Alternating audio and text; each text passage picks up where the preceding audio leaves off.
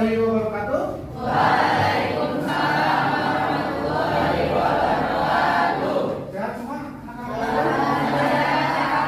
Oke, alhamdulillah kalau sehat semua dan hadir semua. Baik, hari ini kita akan belajar di kafe. The meaning cafe? Canva apps for education. Kafe hari ini adalah menunya tentang penyebaran Islam di Indonesia. Minggu kemarin Bapak sudah mengelompokkan satu kelompok 4 orang untuk masing-masing membuat sebuah tayangan dalam bentuk komik dengan materi sejarah kebudayaan Islam dan materinya adalah perkembangan Islam di Indonesia. Sudah siap? Masing-masing materi? Sudah, Pak. Oke. Nah sekarang dari tiap-tiap materi itu kita akan terapkan dengan jigsaw. Setiap kelompok yang tadi kemarin sudah dibentuk 4 orang, kalian akan bergabung dengan kelompok orang lain. Misalnya ada 4 kelompok, 1, 2, 3, 4 1, 2, 3, 4 1, 2, 3, 4 1, 2, 3, 4. Angka 1 dengan angka 1, angka 2 dengan angka 2, angka 3 dengan angka 3, angka 4 dengan angka 4. Bisa dipahami? Bisa, Pak. Sudah semua punya tampilan komiknya? Atau Canva-nya? Sudah di masing-masing perangkat kan? Oke, silakan 4 kelompok pertama. Boleh berdiri? Silakan, yang sudah ditunjuk kemarin datanya, ketua kelas. Siapa yang berdiri kelompok 1 kemarin? Ya, silakan kelompok 1 depan. 1, 2, 3, 4 orang. Oke. Kelompok 2 4 orang. Kelompok 2, 1, 2, mana kelompoknya? Kelompok 1, Aisyah, Amara, Farel, Rio. Oke, 4, 2. Kelompok 2, Marisa, Madina, Maditya, Fauzan. Kelompok 3. Julfa, Mazaya, Tania, Ayo, Fitri. Kelompok 4. Bunda, Fitri, Fawas, Ahmad, Areza. Oke. Berhitung 1, 2, 3, 4 ke kelompok. 1, 2, 3, 4. Ayo. 1. 1.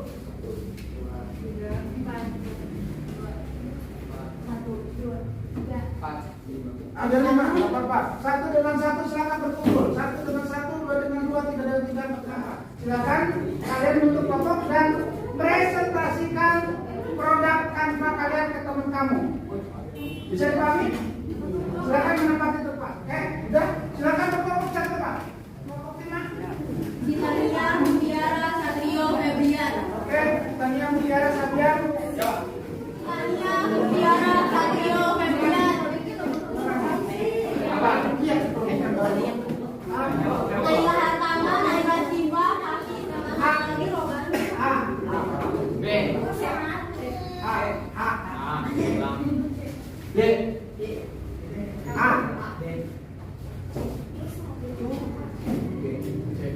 Ya, A dengan A, B dengan B, C dengan C, D dengan D. Silakan duduk berkelompok. Diskusi jigsaw ini adalah pertama, kalian sudah membuat Canva for Education tentang materi penyebaran Islam di Indonesia. Setiap orang sesuai dengan kodenya tadi 1 atau A menerangkan kepada temannya proyek yang kamu buat. Ya, yang dibuat itu adalah materinya sekitar pertama teori masuknya Islam di Indonesia, kedua tentang tokoh-tokoh penyebaran Islam di Indonesia, waktunya, buktinya, dan yang terakhir adalah metode penyebaran Islam di Indonesia. Apakah hanya melalui pendidikan atau melalui pesantren, melalui pernikahan segala macam. Bisa dipahami sampai situ? Kita mulai ya diskusinya, dimulai dari yang angka 1 atau yang huruf A. Deal? Oke. Selamat berdiskusi. Silakan.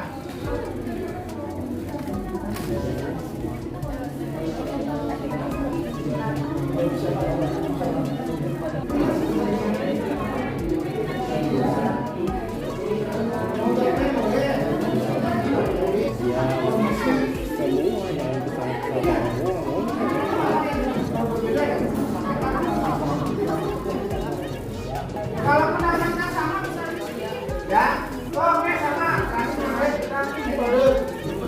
Ya, silakan. Ada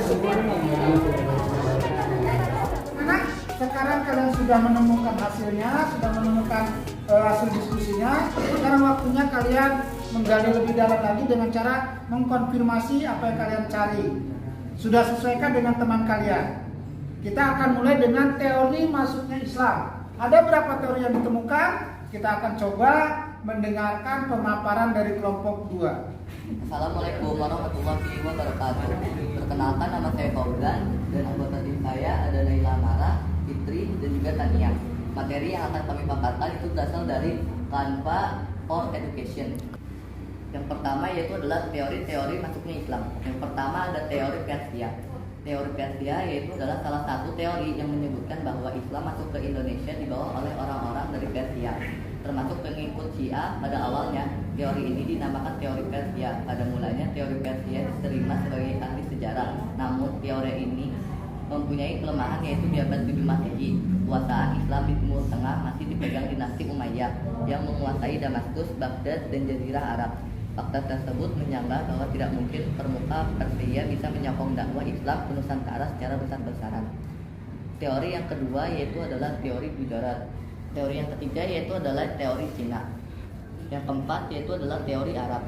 Pendukung teori Arab adalah Joseph Pangler, Anthony Hayden, T.W. Arnold, hingga Abdul Malik Karim Amrullah, atau yang biasa disebut Buya Hamka. Dalam teori ini dikemukakan bahwa Islam masuk Nusantara di bawah orang-orang Timur Tengah. Yang kelima ada teori India. Teori ini dikemukakan oleh Thomas W. Arnold dan Morrison yang menemukan bukti bahwa Islam pertama kali masuk Indonesia. Perkenalkan, kami dari kelompok D yang ada Karisa, Mutiara Celia, saya Sikinda, dan ada Titania. Kami akan menjelaskan tentang metode penyebaran Islam di Indonesia. Penyebaran Islam di Indonesia melalui beberapa metode atau cara, yaitu yang pertama ada perdagangan.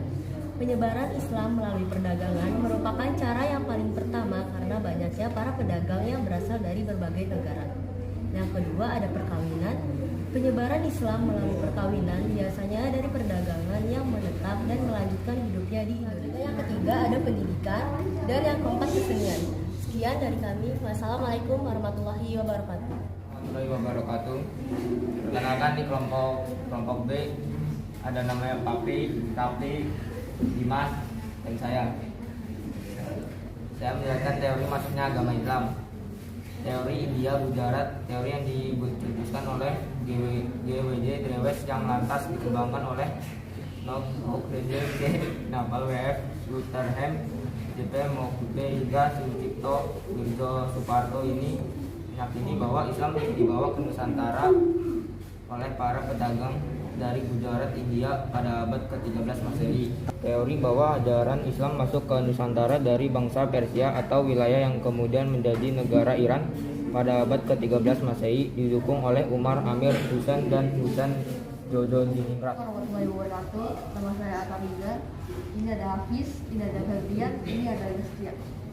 Saya akan menjelaskan teori masuknya Islam. Masuknya agama Islam di Indonesia memiliki banyak teori karena tidak ada yang tahu pasti kapan agama Islam mulai masuk ke Nusantara. Untuk itu, berikut kami berikan beberapa penjelasan teori masuknya agama Islam ke Nusantara. 1. Teori Gujarat. Teori Gujarat adalah teori yang menyebutkan bahwa agama Islam masuk ke Indonesia melalui para pedagang dari India Muslim yang berdagang di Nusantara pada abad ke-13. Yang kedua ada teori Arab. Teori Arab ini didukung oleh J.C. Pangler hingga Buya Hamka atau Abdul Malik Karim Amrullah. Yang ketiga ada teori Persia. Teori ini didukung oleh riset Jazadiningrat dan Umar Amir Hussein.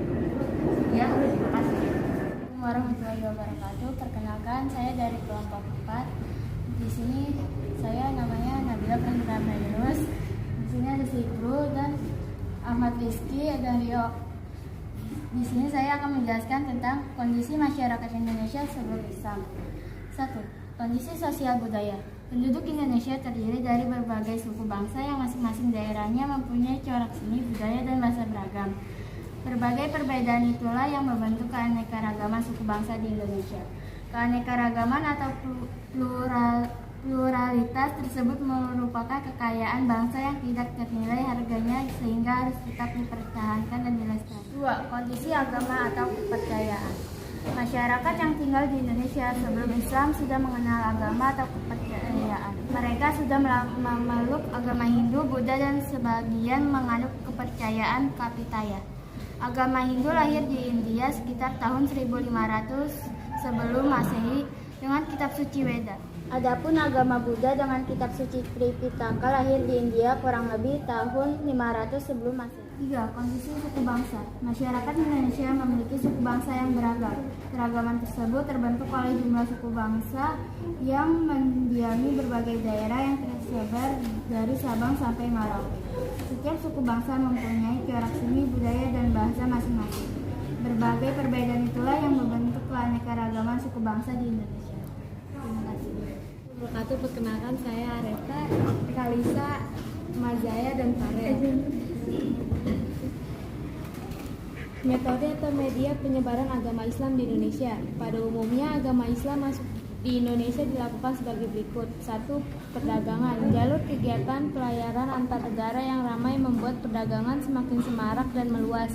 Pada abad ke-7 Masehi sampai abad 16 Masehi, lintas perdagangan Indonesia melibatkan pedagang-pedagang Muslim dari Timur Tengah seperti Arab, Persia, dan kesenian. Penyebaran Islam juga dilakukan melalui kesenian. Peninggalan dari hasil penyebaran agama Islam melalui dunia seni ini banyak kita jumpai. Contoh peninggalan seni tersebut misalnya seni pahat, seni musik, seni sastra, juga bangunan-bangunan. Seni yang paling terkenal adalah seni wayang dan musik. Sunan Kalijaga merupakan salah satu wali Islam dengan menggunakan sarana wayang. Cerita wayang diambil dari kisah Mahabharata dan Ramayana, tetapi oleh Sunan Kalijaga diselipkan tokoh-tokoh dari pahlawan Islam. Untuk seni musik adalah Sunan Bonang yang menciptakan lagu Tombo Hati, lalu ada Ganding. Lagu-lagu dilakukan melalui yang berisikan syair nasihat dan dasar-dasar agama Islam. Pesan-pesan Islamisasi juga dilakukan melalui sastra, misalnya kitab Primbon pada abad ke-16 Masehi disusun oleh Sunan Bonang. Namun kesenian yang telah berkembang sebelumnya tidak musnah, tetapi diperkaya oleh seni Islam yang membentuk sebuah akulturasi. Penyebaran Islam juga tidak dapat dilepaskan dari peranan para wali. Ada 9 wali yang menyebarkan Islam yang dikenal dengan cara berdakwah, yang disebut juga wali songo. Terima kasih. Perkenalkan, nama saya Muhammad Fauzan Reza. Di sini ada Zulfa, Aisyah, sama Radit. Ini saya akan menjelaskan masuknya Islam melalui perdagangan. Media perdagangan adalah tahap paling awal dalam penyebaran agama Islam yang diperkirakan terjadi pada abad ke-7 dari pedagang Arab, Persia, dan India. Menurut Tom Pires, sekitar abad ke-7 sampai abad ke-16, lalu lintas perdagangan yang melalui Indonesia sangatlah ramai. Dalam agama Islam, siapapun bisa sebagai penyebar agama Islam, sehingga hal ini menguntungkan karena para pedagang tersebut dapat menyebarkan agama Islam sambil berdagang. Proses penyebaran ini melibatkan semua kelompok masyarakat dan proses ini dipercepat dengan munculnya kerajaan Hindu, Buddha di Nusantara. Sekian presentasi dari kelompok saya. Assalamualaikum warahmatullahi wabarakatuh. Luar biasa, kita sudah diskusi siang hari ini. Kalian bisa mengeksplorasi diri sendiri, kalian mampu mengeluarkan ide kalian dengan gaya kalian. Itu Bapak sangat salut dan tepuk tangan buat semua. Kita akan lanjutkan dengan evaluasi dari apa yang sudah kalian temukan. Jadi Bapak sekarang ini sebagai fasilitator, kalian menemukan sendiri. Nanti untuk evaluasi kalian tinggal scan di aplikasi Canva yang akan Bapak share, langsung mengerjakan evaluasi tersebut dari sekali lagi hasil diskusi kalian. Bukan Bapak yang banyak menerangkan, tapi kalian menemukan sendiri. Sepakat? Oke, terima kasih. Sampai ketemu di evaluasi. Assalamualaikum warahmatullahi wabarakatuh. Waalaikumsalam.